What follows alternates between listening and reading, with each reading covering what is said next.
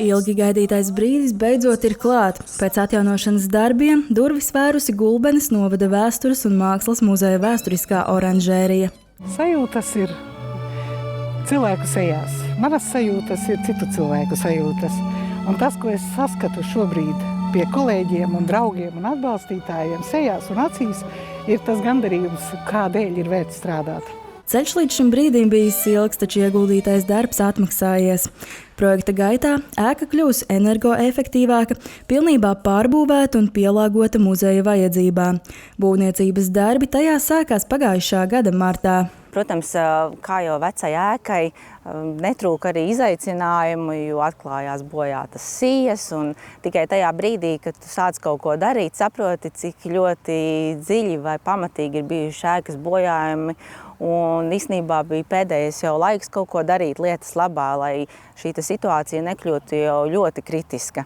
Līdz ar to arī centās visu maksimāli izdarīt kvalitatīvi, labi, lai šī ēka turpmāk funkcionētu ļoti ilgus gadus un priecētu arī apmeklētājus. Un tagad jau šīs pagrabstāva, coklstāva telpas ir tādas ļoti estētiskas un skaistas salīdzinājumā ar to, kādas tās bija.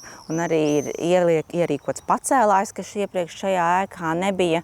Un tad var pārvadāt gan eksponātus, gan arī cilvēki var pārvietoties starp stāviem. Un tāpat arī ir atjaunots krāsojums, lai vizuāli mazliet pamainītu šo ēku. Un projektētāji ļoti rūpīgi strādājusi pie izpētes, kā tad ir bijusi šī ēka iepriekš, un izmantojusi dažādus paņēmienus, lai šo vēsturisko skatu atjaunot. Šeit sarkanie ķieģeļu daļas iepriekš nebija redzamas, un tad atklājot šīs daļas, tā ēka pilnīgi citādāk izskatās, kāda tā bija iepriekš. Cokolstāvā mums būs izvietots krājuma apstrādes telpa, kas ir ārkārtīgi būtiski muzejam. Muzeja krājumam tas bija ļoti, ļoti nepieciešams. Tas bija pamatā pirmais iemesls. Un, protams, arī dāvana visam novadam pilsētai šī sakārtotā ēka, kas priecē gan ziemā, gan vasarā. Un var teikt, savu roku šīs vietas tapšanā pielikuši arī muzeja darbinieki. Mēs viss muzeja kolektīvs ļoti rūpīgi kopjam šo parku ar mīlestību, katru stādu, ko veidojam šeit, katru rožu, rindu vai koku, un tā skaitā arī ozolus nākotnē. Stādam, lai būtu, lai aug. Taču oranžērijas atklāšanas dienā norisinājās arī konferences, kurā uzmanība tika pievērsta kultūra vēsturiskā mantojuma saglabāšanai, vēsturisko parku attīstībai, muzeja nākotnes iespējām un citām nozīmīgām tēmām. Es šodien vispār uztveru kā tādu ļoti, ļoti lielu dāvanu gan Latvijas, gan arī starptautiskajai kultūras mantojuma kopienai.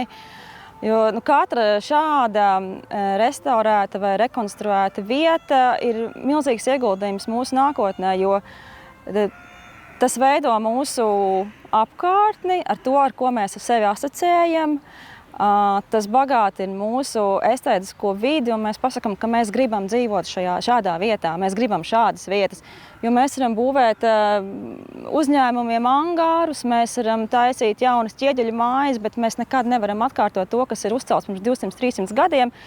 Un tāpēc mums par to pirmkārt ir jārunā, mums šīs vērtības ir jāstāsta uz āru, un tāpēc arī ir nozīmīgas arī šādas konferences un šādi pētījumi. Turklāt Latvijā šāda oranžērija ir vien 3, tāpēc īpašs brīdis bija arī kultūras pieminekļa plāksnes saņemšana, kas apliecina šīs vietas nozīmi un vērtību.